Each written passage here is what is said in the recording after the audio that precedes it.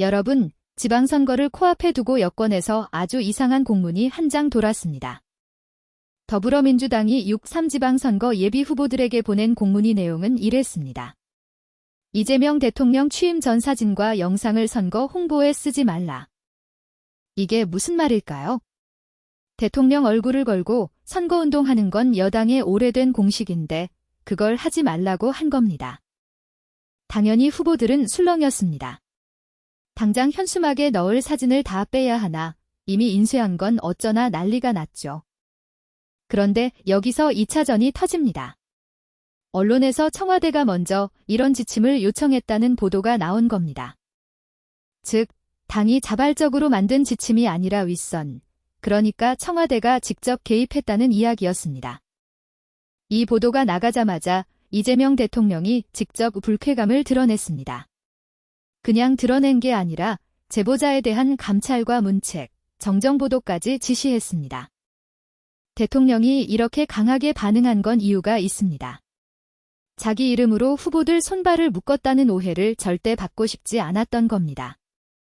홍익표 청와대 정무수석이 곧바로 방송에 나와 해명에 나섰습니다. 선거사무는 당이 판단할 일이지 청와대가 이래라 저래라 할 사항이 아니다라고요. 홍 수석은 더 나아가 과거 사진이나 동영상을 못 쓰게 할 이유도 없다. 그런 적도 없었다고 분명히 선을 그었습니다. 다만 청와대가 우려를 전한 건 딱 한 가지였다고 합니다. 4년 전 동영상을 마치 지금인 것처럼 활용하는 특정 후보자 사례였다는 거죠. 그런데 당 지도부가 이걸 확대 해석해서 전체 금지로 만들어버린 겁니다. 일종의 오버액션이었던 셈이죠. 결국 정청래 민주당 대표가 직접 마이크 앞에 섰습니다. 공문의 내용이 적절치 않고 과도한 측면이 있다고 인정했습니다. 그리고 이어진 한마디가 파장을 낳았습니다. 당대표로서 대통령께 결과적으로 누를 끼쳐드린 점에 대해 사과드린다.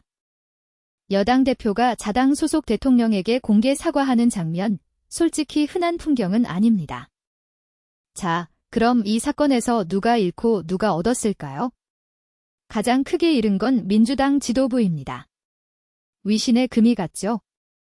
반면 청와대는 우리는 관여 안 했다는 명분을 확보했고 대통령은 신속한 대응으로 리더십을 지켰습니다.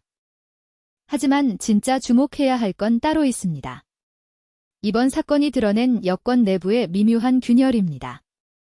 당과 청이 한 몸처럼 움직여야 할 시기에 공문 한 장이 서로 다른 목소리를 내게 만들었다는 건 결코 가벼운 신호가 아닙니다. 일각에선 돌발 사안 하나가 여권 내 갈등 구도를 여실히 드러냈다는 평가까지 나오고 있습니다. 6.3 지방선거까지 남은 시간은 얼마 없습니다. 과연 이번 해프닝이 진짜 해프닝으로 끝날지 아니면 더 큰 파열음의 전조일지 지켜봐야겠습니다. 여러분은 어떻게 보시나요? 댓글로 의견 남겨주시고 구독과 알림 설정 부탁드립니다.